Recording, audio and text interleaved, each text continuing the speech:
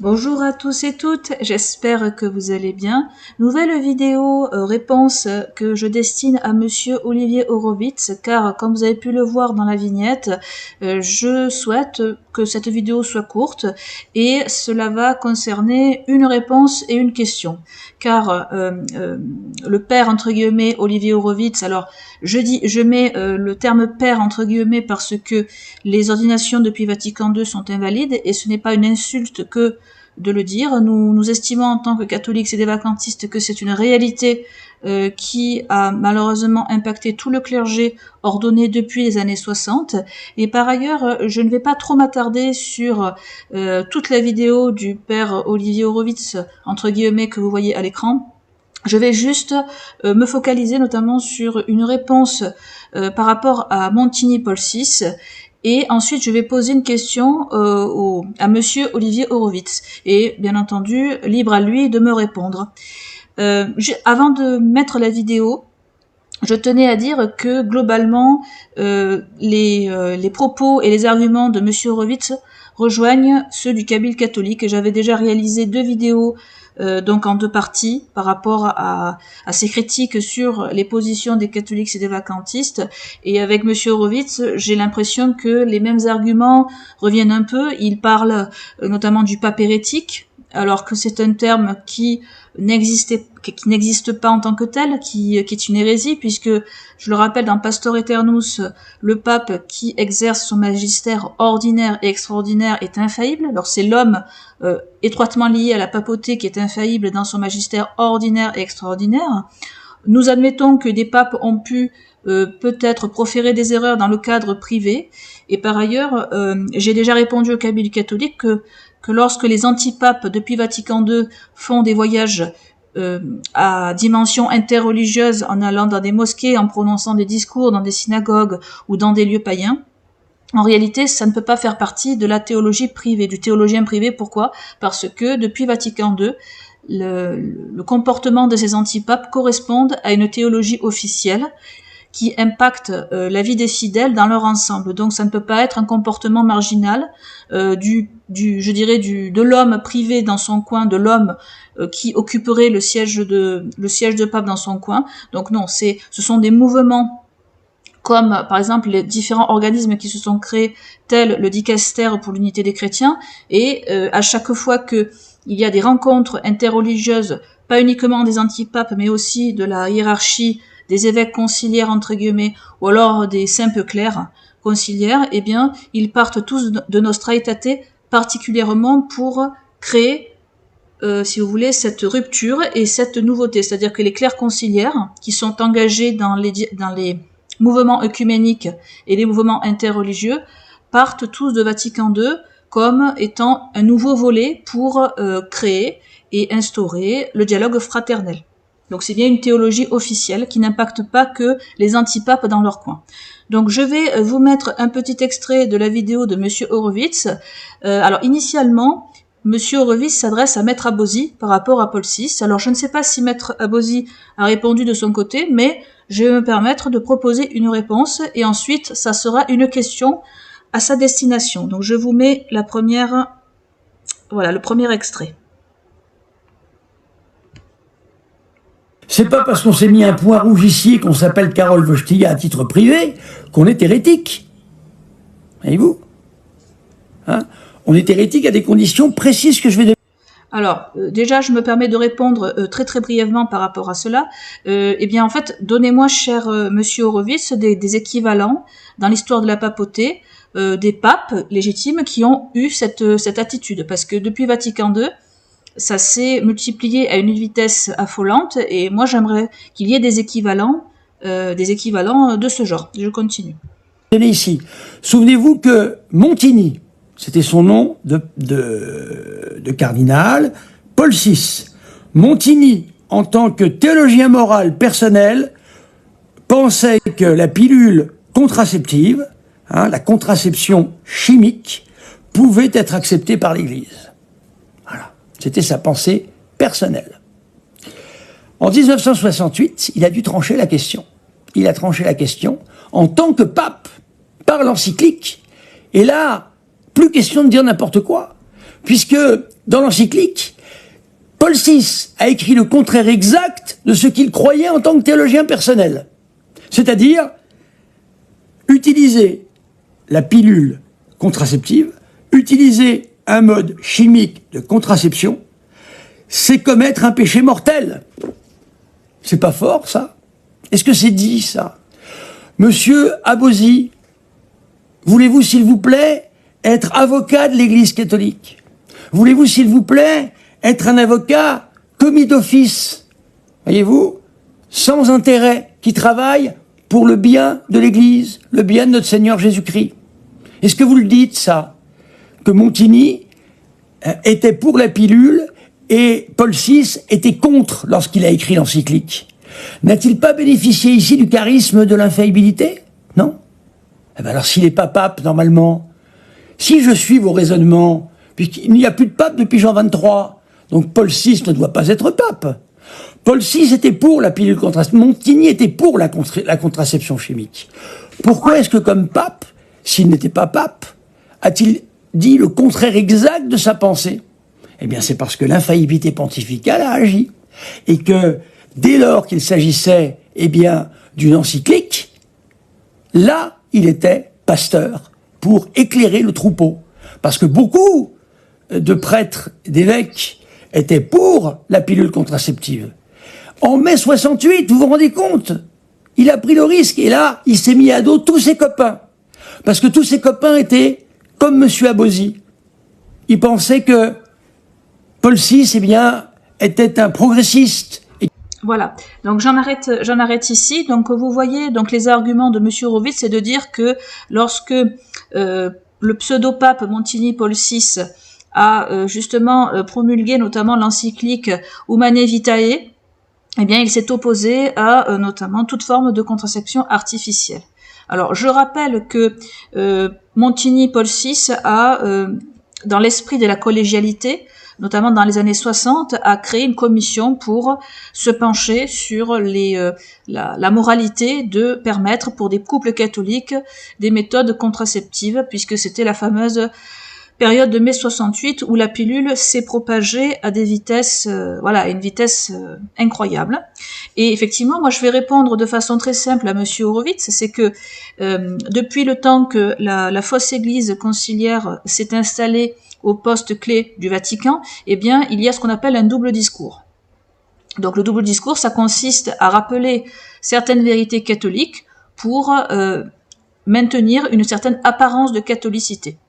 Et justement, Montigny, dans ce cadre-là, non pas qu'il ait fait jouer son infaillibilité pontificale qu'il n'avait pas puisqu'il était illégitime, mais par contre, il a repris sciemment dans un esprit de double discours la pensée notamment du pape Pie XI de Casti Connubii qui a été promulgué notamment le 31 décembre 1930, donc c'était déjà une période où il y avait une certaine émancipation des mœurs qui prônait les divorces et même des méthodes eugénistes pour réduire notamment la natalité à travers des méthodes malthusiennes de l'époque, et le pape Pie XI rappelle bien les règles fondamentales du mariage qui doit se faire dans la chasteté. Il rappelle également la sacralité du mariage pour des couples catholiques et il dénonce le divorce. Et le pseudo-pape Montigny Paul VI a simplement repris les grandes lignes de Casti Connubii. Donc en soi, il a juste maintenu une certaine apparence de catholicité, tout simplement. Et par ailleurs, la commission qu'il a permise de se tenir, Montigny, eh bien les théologiens, et même les laïcs, il y avait aussi des laïcs qui ont participé à cette commission dans le pur esprit Vatican II de la collégialité, où il y a une sorte d'égalité entre différents, autant les clercs que les laïcs.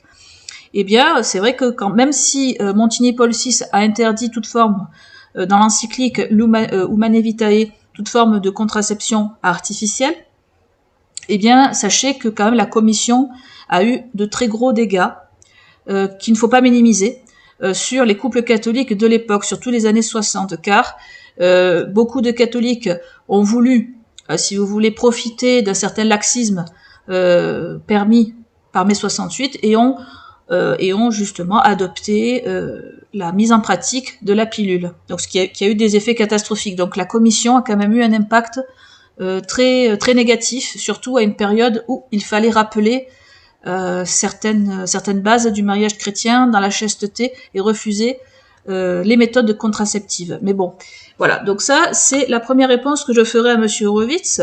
Donc non pas qu'il ait voulu que le pseudo-pape Montigny Paul VI ait eu l'infaillibilité tout de suite. En fait, il a été, c'est ce que dit Monsieur Horowitz, hein, c'est-à-dire que le théologien privé était favorable aux méthodes de contraception artificielle.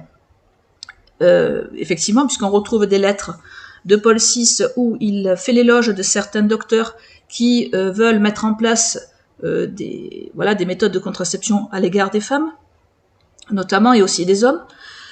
Donc pour cela, je réponds très simplement que c'est le double discours, hein, puisqu'on a l'habitude que les institutions conciliaires professent une hérésie d'un côté, la vérité de l'autre, mais vous verrez que ce sont deux formules, enfin deux entités, je dirais pas deux entités, mais en tout cas deux modes d'action qui, d'un côté, permettent à ce que l'hérésie, à ce que la destruction de la Sainte Église catholique opère au sein des institutions conciliaires, et ça permet aussi d'endormir les catholiques qui sont à l'intérieur des institutions conciliaires, car il n'y a pas, contrairement à la Sainte Église catholique qui condamnait l'hérésie de façon ferme en prenant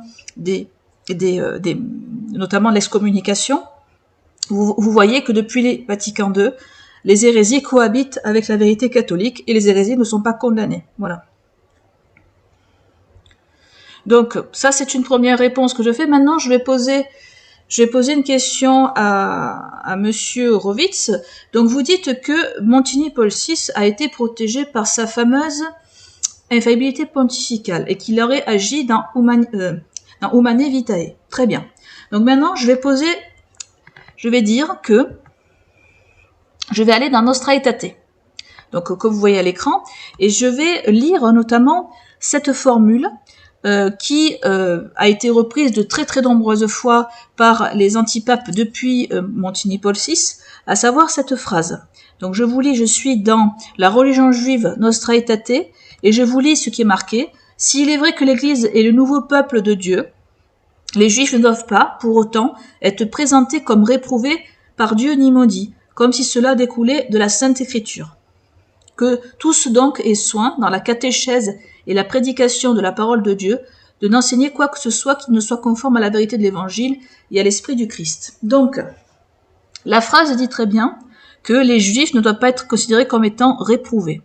Alors, déjà, premièrement, cette Nostra Aetate contredit formellement l'enseignement de la bulle Condate Domino que vous connaissez très bien pour la plupart et pour ceux qui ont l'habitude de voir mes vidéos. Donc je vais vous lire certains extraits de la bulle.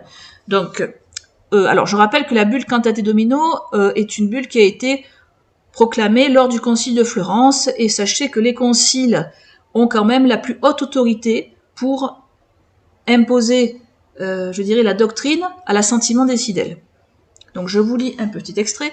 Elle croit fermement, professe et prêche qu'aucun de ceux qui se trouvent en dehors de l'Église catholique, non seulement païens, mais encore juifs ou hérétiques et schismatiques, ne peuvent devenir participants à la vie éternelle, mais iront, ouvrez les guillemets, dans le feu éternel qui est préparé par le diable et ses anges, à moins qu'avant la fin de leur vie, il ne lui ait été agrégé. Donc c'est très clair. Cette bulle, cet extrait que je vous ai lu, dit clairement que les Juifs en tant que tels sont en dehors de l'Église, mais et en tant que membres qui suivent les enseignements mosaïques, hein, puisque j'avais lu aussi, je vous le rappelle, le fait que les Juifs qui suivent notamment le sabbat et la circoncision, et si ces mêmes Juifs, ces mêmes talmudistes mettent leur espérance dans le salut, eh bien, c'est un grave péché, puisque comme l'ancienne loi mosaïque a été abrogée par la venue du Christ, cela signifie que ils ne peuvent pas se sauver avec les enseignements, avec les lois de Moïse. Et ce n'est pas du tout ce que dit Nostra Aetate. Nostra Aetate dit que par le fait qu'ils soient juifs talmudistes, eh bien, ils ne peuvent pas être réprouvés. Et de surcroît, je vous montre juste une définition de ce que signifie le terme réprouvé. Ça signifie dans le langage théologique destiné aux peines éternelles. Voilà, donc ça veut dire synonyme maudire, damner. Et par ailleurs, je vais vous faire lire, alors ça on est dans la mystique, je pense que vous connaissez tous et toutes Sainte Françoise Romaine qui a été une grande mystique, et par ailleurs, lorsqu'elle a eu sa vision de l'enfer, elle a vu des juifs. Alors je vais vous lire le petit passage.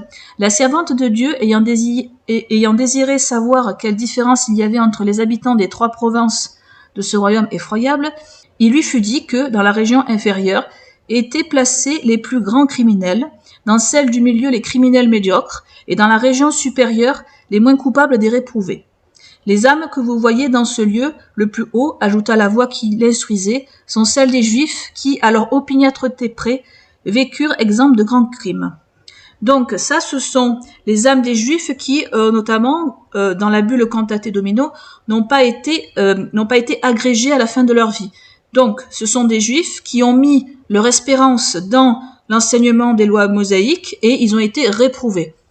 Donc, cher Père Horowitz, entre guillemets, est-ce que vous pensez que Paul VI a exercé son infaillibilité pontificale dans le fait d'enseigner le contraire de Cantate Domino? Parce que, je le rappelle, Nostra Aetate n'est pas un petit texte écrit par un théologien obscur, c'est un grand texte qui a orienté toute la théologie de Vatican II dans ces grandes lignes. Et par ailleurs, lorsque Ratzinger, dont vous faites l'éloge dans votre vidéo, se rend à la commune, enfin fait sa visite auprès des talmudistes en 2000, donc là je vous montre, je suis sur le site du Vatican Apostat, lorsque l'antipape Ratzinger est allé visiter la synagogue de Rome, il a tenu un discours à travers des rabbins et des talmudistes, et d'ailleurs, autre hérésie manifeste et qui atteste que Vatican II inaugure une nouvelle religion et de nouveaux rapports. Ratzinger, dans un premier temps, dans ce texte, rappelle la prière que j'avais présentée sur ma chaîne YouTube de l'antipape Karol Wojtyla, où il dit que les talmudistes font partie du peuple de l'Alliance, alors que nous avons une tradition catholique, et j'ai montré diverses sources sur ma chaîne YouTube, où l'alliance a été abrogée du côté des Juifs pour que les chrétiens remplacent ce peuple à travers la nouvelle alliance donnée par notre Seigneur Jésus-Christ. Donc le problème, c'est que Ratzinger dit aussi plusieurs erreurs. Il dit aussi, lorsqu'il est à la synagogue, que l'extermination du peuple de l'alliance de Moïse, d'abord annoncée, puis systématiquement programmée et mise en œuvre en Europe sous la domination nazie, atteint également Rome en ce jour tragique. Donc le fait de considérer les talmudistes comme étant le peuple de l'alliance de Moïse, c'est une hérésie, puisque depuis l'avènement de notre Seigneur Jésus-Christ, il n'y a plus d'alliance avec le peuple hébreu. Voilà. Et ensuite, Ratzinger utilise une formule très étrange que je vais vous montrer. Alors, il dit à un moment donné que les talmudistes ont le même Seigneur. Voilà. Alors, attendez, je vais essayer de le retrouver dans le texte. Voilà. Donc, c'est le 9e paragraphe. Je vous lis. Les chrétiens et les juifs ont en commun une grande partie de leur patrimoine spirituel. Ils prient les mêmes seigneurs, ils ont les mêmes racines, mais ils demeurent souvent ignorants les uns des autres. Donc le fait de prier le même Seigneur, alors j'anticipe les critiques de certains catholiques qui pratiquent l'herméneutique de la continuité en me disant que oui, en fait, lorsque Ratzinger a voulu dire que les talmudistes prient avec les catholiques le même Seigneur, ça veut dire le même Créateur. Alors que Ratzinger, en 2010, lorsqu'il s'adresse aux talmudistes à la synagogue, il rappelle notamment certains passages de la Bible, il rappelle notamment, il rappelle les enseignements de Moïse, et on sait très bien que Moïse avait pour Dieu Yahvé. Donc, du coup, ça ne peut pas, si vous voulez, nous ne pouvons pas répliquer en disant que, oui, Ratzinger parle uniquement d'un créateur, parce que oui, l'humanité en tant que telle a tous un créateur, nous avons tous un créateur. Non, le même Seigneur, ça signifie que nous avons le même Seigneur que les Juifs. Or, je rappelle un passage de la Bible crampon que vous voyez à l'écran, le fameux évangile selon saint Jean, et vous avez une formule très claire, je vous la lis. Celui qui vient d'en haut est au-dessus de tous. Celui qui est de la terre est terrestre, et son langage aussi. Celui qui vient du ciel est au-dessus de tous. Et ce qu'il a vu et entendu, il l'atteste. Mais personne ne reçoit son témoignage. Celui qui reçoit son témoignage certifie que Dieu est véridique. Car celui que Dieu a envoyé dit les paroles de Dieu, parce que Dieu ne lui donne pas l'esprit avec mesure. Le Père aime le Fils, et il lui a tout remis entre les mains. Celui qui croit au Fils a la vie éternelle, mais celui qui ne croit pas au Fils ne verra pas la vie, mais la colère de Dieu demeure sur lui. Donc c'est précisément dans l'état où sont les talmudistes aujourd'hui, et même ceux des précédentes générations, les talmudistes ne croient pas au Fils et ils ne croient pas en la Trinité. Donc ça veut dire qu'ils n'ont pas le même Seigneur que nous. Et s'ils rejettent le Fils, eh bien la colère de Dieu demeure sur lui. Donc cher père, entre guillemets, cher monsieur Horowitz, est-ce que vous concédez à cet enseignement le fait que, eh bien, ça a toujours été je dirais l'enseignement traditionnel de l'Église? Et comment se fait-il que vos autorités, à commencer par Montigny Paul VI, profèrent de telles choses, alors que nous avons un enseignement qui va à l'opposé de Vatican II. Surtout que je pourrais vous trouver plein d'exemples où la soi-disant infaillibilité du pseudo-pape Montigny Paul VI a été ouvertement défaillante avec Nostra Aetate, c'en est un exemple parmi d'autres. Donc non, en réalité, Montigny Paul VI n'a jamais eu d'infaillibilité pontificale et Nostra Aetate suffit à le prouver, tout simplement, concernant l'enseignement des Juifs. Voilà, monsieur Horowitz, j'en ai terminé. Éventuellement, si vous souhaitez me répondre dans les commentaires, votre réponse sera la bienvenue. Je vous remercie d'avoir visionné cette vidéo. N'hésitez pas à liker, à partager, et je vous retrouve pour de prochaines vidéos. Soyez bénis, au revoir.